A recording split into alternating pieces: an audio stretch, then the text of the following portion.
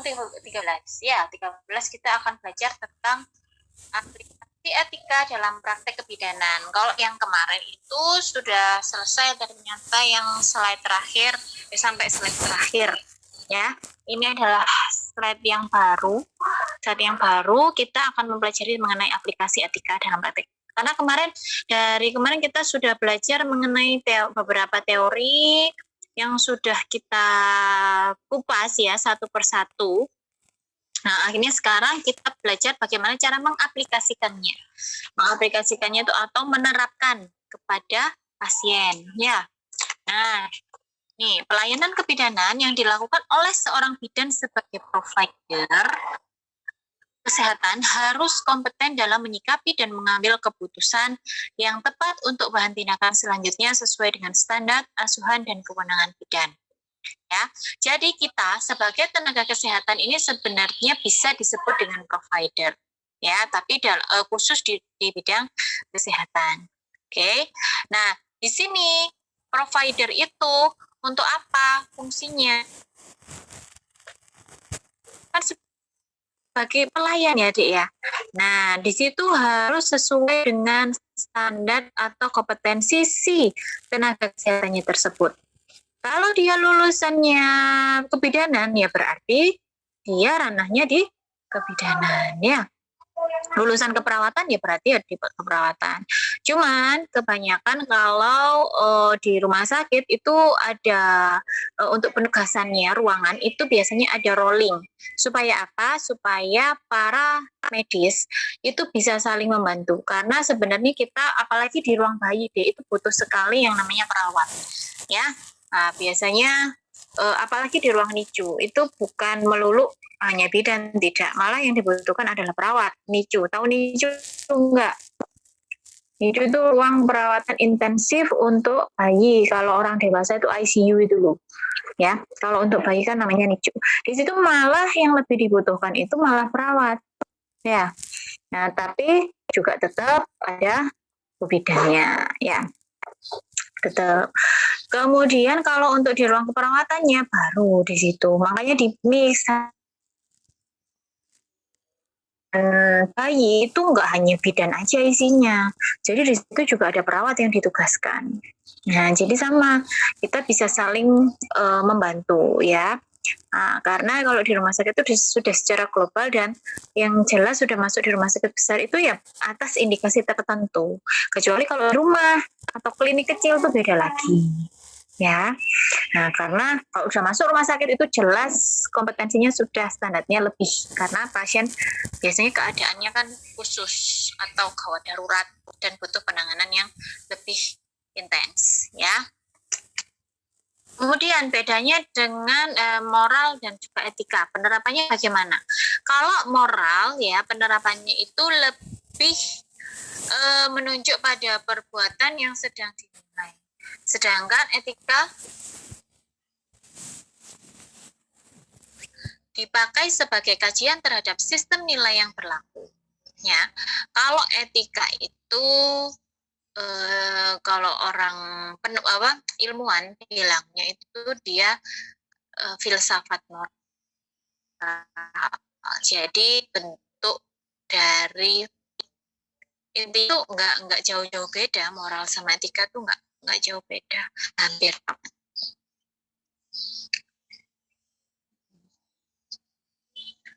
Cuman kalau etika itu dia lebih membahas ke arah nilai, ya, entah nilainya itu baik atau buruk. Biasanya etikanya si A itu kok baik banget ya, itu sudah begini, dia sudah bangun pagi, tiba-tiba bantu saya, terus kata-katanya juga sopan. Nah, itu juga merupakan gabungan dari etika dan moral. Ya, seperti berbicara dengan sopan, itu juga termasuk etika dan moral. Hampir sama, tetapi dua hal yang berbeda. Kalau etika lebih menekankan kepada nilai baik dan juga buruknya. Kemudian tidak perlu dilakukan sadar serta menyoroti kewajiban-kewajiban yang seharusnya dilakukan oleh manusia. Nah, etika itu sendiri, waduh dibahas lagi, padahal sudah dari kemarin ya, selalu ada di dalam slide. Karena apa? Karena ya mata kuliah kita tentang etika dan moral itu tadi dalam praktek kebidanan. Nah, kalau etika itu sendiri, ya kan tadi saya sudah bilang kalau etika itu tertuju pada nilai. Nah, nilai itu baik atau buruk di dalam kehidupan manusia, ya. Nah, biasanya itu bisa didorong oleh kehendak yang didasari pikiran yang jernih dengan pertimbangan perasaan. Kalau dia lagi nggak mood, bisa aja yang tadinya ramah, yang biasanya tadinya selalu nyapa, terus tiba-tiba masuk aja langsung ke kamar. Nah, itu biasanya pada saat itu orang yang baru tahu pun juga mungkin, loh, anak ini kok agak nggak sopan. Biasanya kan seperti itu, harusnya kan harus menyapa. Misalkan ada tamu yang datang karena posisinya pada saat itu lagi nggak mood tuh, lagi bete. Ya, akhirnya di situ orang mudah menilai baik atau buruknya, ya. Nah, kalau teori moral itu mencoba memformulasikan suatu prosedur dan mekanisme untuk pemecahan masalah-masalah etik. Kemudian terdapat beberapa pendapat apa yang dimaksud dengan moral. Nah, kalau menurut Kamus Besar Bahasa Indonesia, ya, ajaran tentang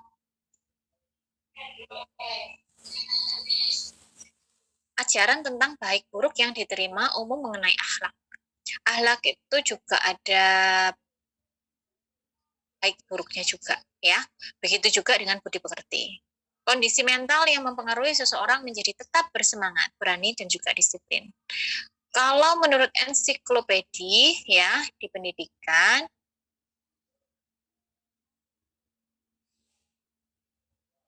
suatu istilah dari sifat atau corak serta maksud dari perbuatan-perbuatan yang sudah dilakukan. Entah itu baik, entah itu buruk, ya, entah itu salah, entah itu benar. Nah, kemudian sistematikanya bagaimana? Sistematikanya itu sebagai suatu ilmu, maka etika terdiri atas berbagai macam jenis dan juga beragam. Ada dua, ada deskriptif, ada normatif. Kalau deskriptif itu memberikan gambaran dan ilustrasi tentang tingkah laku manusia yang ditinjau dari nilai baik dan buruk serta hal-hal mana yang boleh dilakukan sesuai dengan norma. Sudah dari judulnya aja kita harusnya sudah paham ya. Kalau yang namanya deskriptif itu jelas kita menggambarkan atau mengilustrasikan. Jadi menjelaskan secara umum dan global. Ya, kalau normatif itu baru membahas dan mengkaji ukuran baik atau buruknya. Ya, nah, biasanya etika itu ada etika umum, ada etika khusus, ya, ada sosial, ada individu, ada terapan, ya. Kalau umum itu ya berarti secara umum pada kondisi individu tertentu, ya, untuk bertindak etis dalam mengambil kebijakan.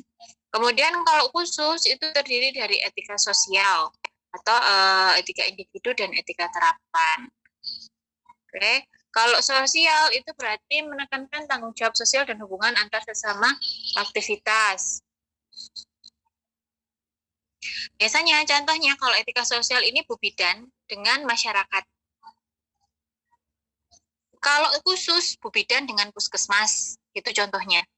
Kalau etika sosial berarti kamu ya Bu Bidan dengan masyarakat. Bagaimana masyarakat itu bisa nggak sih kamu atur, ya, kamu ajak untuk berusaha menjadi sehat. Ya, biasanya tuh ada deh masyarakat tuh yang susah ya.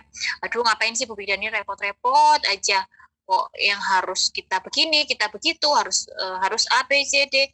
Nah, biasanya ada masyarakat itu yang bebel gitu, yang susah banget ngikutin aturan-aturan atau himbauan-himbauan dari pemerintah.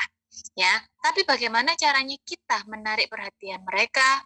Ya, bagaimana kedekatan kita dengan mereka sehingga mereka bisa diajak kerja sama. Itu tugasmu Bu Bidan. Nah, itu tergantung etika sosialmu bagaimana di masyarakat, ya.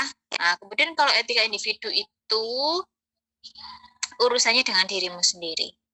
Ya, kalau terapan itu etika yang diterapkan pada profesi. Misal ketika kamu praktek, ketika kamu dinas di rumah sakit, di puskesmas, atau kamu buka lahan sendiri.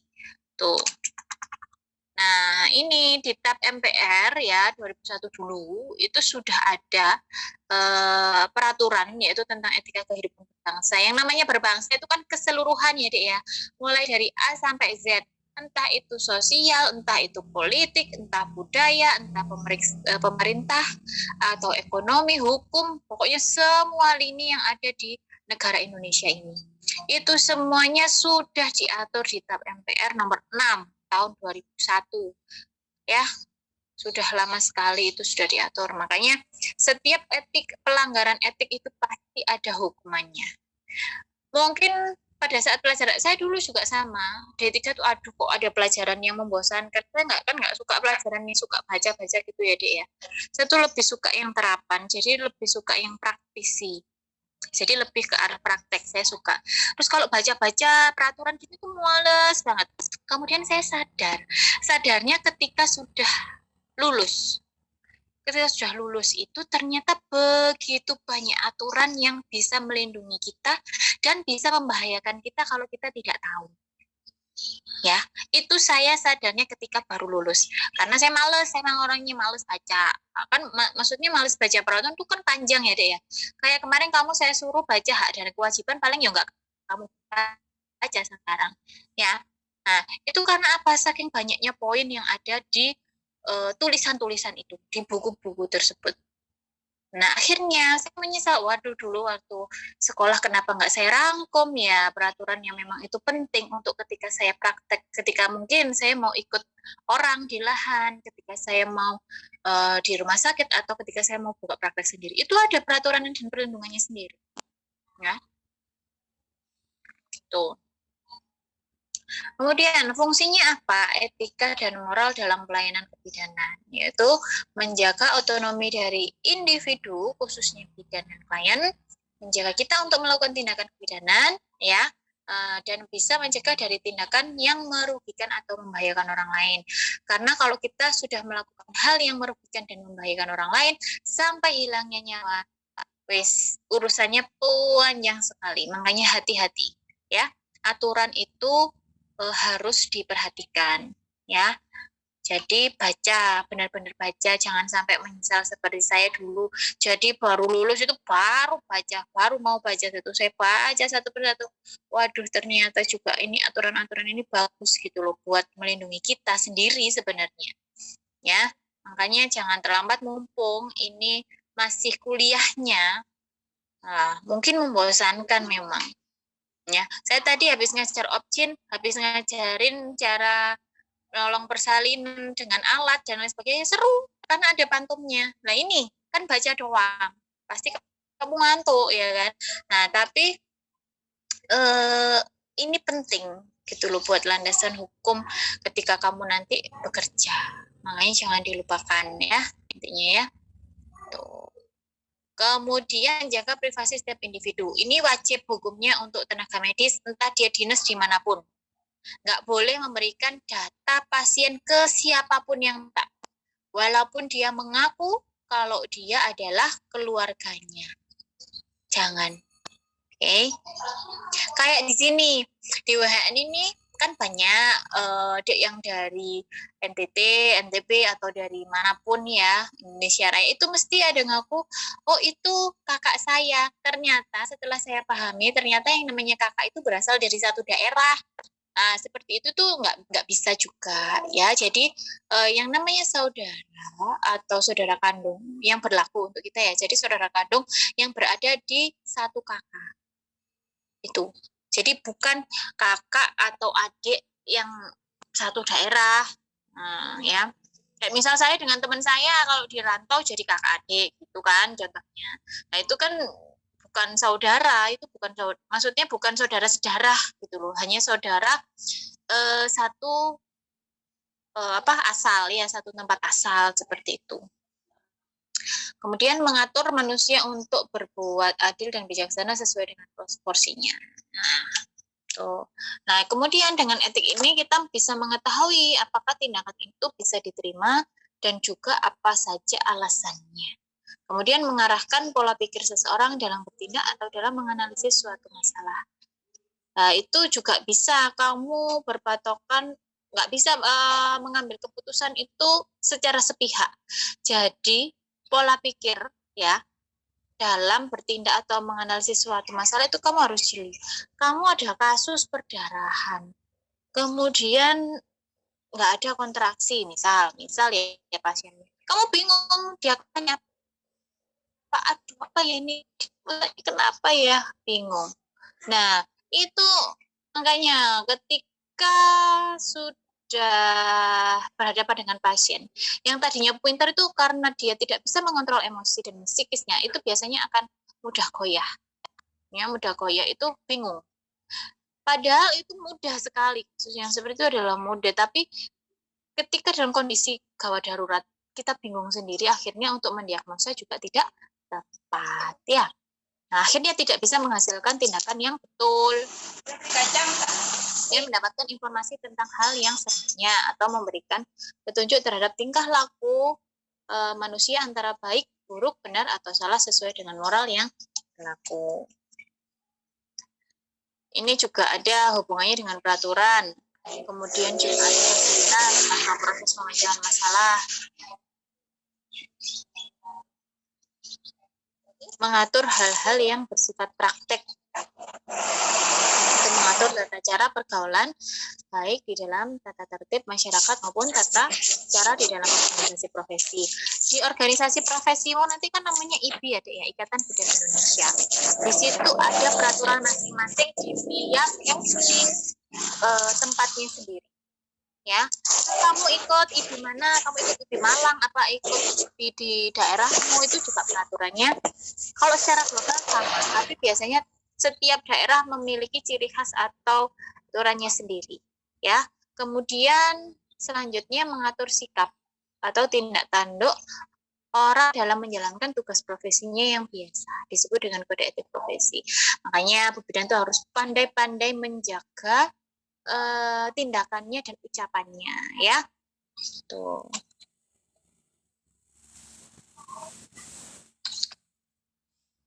Oke, sampai sini ada yang ditanyakan? Saya lanjutkan kurang satu slide ya. Nah, kemudian kalau mengenai hak kewajiban dan tanggung jawab itu kan kemarin sudah saya bahas juga. Hak kewajiban dan tanggung jawab. Ya, itu sudah banyak sekali poinnya yang bisa kamu terapkan. Ya. Nah, kalau hak dan kewajiban ini punya hubungan timbal balik dalam kehidupan sosial yang sehari-hari. Jadi pasien itu bisa punya hak terhadap bidan atas pelayanan yang diterima. Kalau dia tidak mendapatkan hak, boleh protes. Ya. Nah, pasti hak itu juga hubungannya dengan orang itu. Tapi jangan khawatir, Bu Bidan selain harus memenuhi hak, ya, selain menerapkan kewajibannya dia sebagai tenaga kesehatan, dia juga punya hak tersendiri yang harus diberikan pasien kepada kita. Jadi menciptakan atau membuat aturan, ya, undang-undang yang berhubungan dengan hak dan kewajiban pasien serta tenaga kesehatan itu fungsinya untuk saling melindungi dan juga saling menguntungkan, harusnya bukan saling merugikan. Jadi pasien juga jangan jahat-jahat, jadi Bu Bidan juga jangan semena. Nah, seperti itu. Karena kita walaupun sebagai tenaga medis, belum tentu kita juga tidak jadi pasien, ya kan? Nah, makanya kita selama menjadi atau menjalankan tanggung jawab itu usahakan harus sesuai. Nah, ya, jangan dikurang-kurangi. Seperti itu. Karena kalau mereka merasa dihargai, pasti dia akan ada feedback yang baik untuk kita. Kalau hak itu merupakan sesuatu yang diterima oleh pasien, ya. Kalau kewajiban, sesuatu yang harus diberikan oleh bidan, ya. Harusnya juga ada hak yang harus diterima oleh bidan dan kewajiban yang harus diberikan oleh pasien. Itu pasti dan sudah ada, sudah diatur di dalam undang-undang, ya. Tuh. Oke, besok minggu depan kita belajar mengenai kode etik.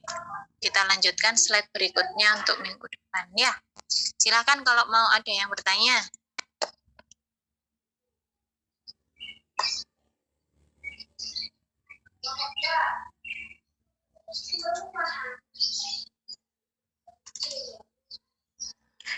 Silakan Dek kalau mau ada yang ditanyakan mengenai penerapan etika dalam praktek. Misal ya, kalau secara global, kan, Bu Bidan, senyum, ya, sapa, terus apa lagi? Salam, yo. Nah, jadi kita harus menyiapkan ibu itu. Jadi kamu pasien datang itu senyum more, senyum walaupun kamu semalam itu habis colong partus, nggak tidur, ya tetap harus senyum. Bu Bidan tuh harus ceria. Kalau ceria pasienmu senang beneran. Coba kamu kalau datang ke rumah sakit perawatnya judes kan males ya. Ya begitu juga pasien. Pasien juga males kalau melihat wajahmu itu lungset, ya kusut. Nah, makanya harus sehappy mungkin. Jadi kiranya itu orang itu jadi semangat gitu loh ketika mau datang ke kamu. Nah, biasanya yang bikin pasien itu sering balik itu ketika kamu ramah, ketika KIE-mu bagus. Dua itu, ya. Baru ketiga adalah kamu pinter. Ya. Tuh. Tiga itu saya kasih tips deh. Kalau kamu bisa jadi bidan memenuhi tiga hal itu, kamu bakal disukai pasien. Ya, pertama ramah aja dulu, ceria deh, seneng kayak terus kedua KIE-nya bagus, tokcer dan tidak terburu-buru, itu pasien pasti bakalan suka. Misal pasien datang, Bu, saya ini kok apa namanya mau saya ini sekarang lagi menyusui, terus payudara saya itu kayak nggak sama kanan dan kiri. Terus ini nanti gimana? Apakah ini hal yang memang harus diobati atau bagaimana? Itu kamu menjelaskan mulai dari awal sampai akhir, itu pasien tuh suka loh, Dek. Loh, Ibu, itu hal yang normal, hal yang wajar karena memang dalam masa menyusui memang di situ produksi ASI sedang payudara kanan dan kiri sedang memproduksi ASI masing-masing. Ketika sudah diminum, ya jelas ukurannya berbeda. Nanti dia akan berproduksi lagi. Setelah minum sebelah kiri, diganti yang sebelah kanan supaya seimbang untuk ASINya berproduksi, supaya kanan dan kiri tetap berproduksi, dan lain sebagainya itu lanjutkan. Nanti dikasih tips supaya begini, dikasih contoh pijat oksitosin, begini Bu caranya, jempolnya dua kanan kiri diletakkan di punggung ibu, disuruh mijat ke arah bawah dengan gerakan memutar. Itu ibu dijamin malah senang diajari atau ditambahi ilmu baru. Karena saya sendiri walaupun nanganin pasien, tapi saya juga pasien. Ya, saya juga pasien. Misal saya periksa hamil dulu ya, itu kan mesti ke dokter. Itu saya juga senang kalau ketika dokter itu mau menjelaskan sedetail mungkin. Makanya dek, saya itu kebanyakan ketika ke dokter itu saya nggak ngaku kalau saya bidan. Kenapa? Biar dijelaskan. Itu loh tujuannya. Nggak ngaku. Jadi kalau ditanya profesinya apa, Bu? Guru, saya bilang hanya gitu. Soalnya nanti kalau bilang bidan, alah Bu bidannya pasti sudah tahu. Kayak gitu kan. Ya kan kita tujuannya ke tenaga kesehatan, ke dokter kan gunanya untuk mendapatkan KIE itu kan. Nah, walaupun kita tenaga kesehatan, tapi kan kita juga butuh ilmu gitu loh dari dokter tersebut. Nah, biasanya gini, kalau sudah tahu tenaga kesehatan, alah ibunya bidan sudah paham ini begini loh kan. Jadinya kita kan males ya. Nah, jadi makanya saya biasanya nggak ngaku. Jadi saya ngomongnya ya saya guru SD apa guru SMP gitu saya bilangnya mesti. Supaya apa? Supaya dokter itu mau menjelaskan. Nah, ketika KIE itu lengkap, nah kita sebagai pasien kan senang. Tuh. Jadi KIE itu mahal dia harganya. Nanti kamu harus pintar. Ketiga, setelah kamu memenuhi senyum sapa salam tadi, ramah ya. Kemudian yang kedua itu adalah KIE-nya tepat, ya. KIE-nya tepat dengan sasaran. Kemudian yang ketiga adalah pintar atau kompeten. Wes itu kamu bakalan luaris manis, ya. Jadi bukan berarti kamu ramah terus nggak pinter, ya jangan. Masa ada bidan nggak cekatan kan nggak mungkin, ya. Kompeten itu artinya ya cekatan, ya pinter, ya cerdas, bisa mendiagnosa dengan tepat, ya dan cepat. Itu kompeten. Jadi sesuai dengan kompetensimu. Lulusan bidan itu harusnya bisa apa? Kan kalau zaman dulu ada dia bidan D1, bidan D3 ada. Sekarang kan hanya D3 ya. Minimal D3 sekarang. Ayo silakan kalau mau ada yang ditanyakan.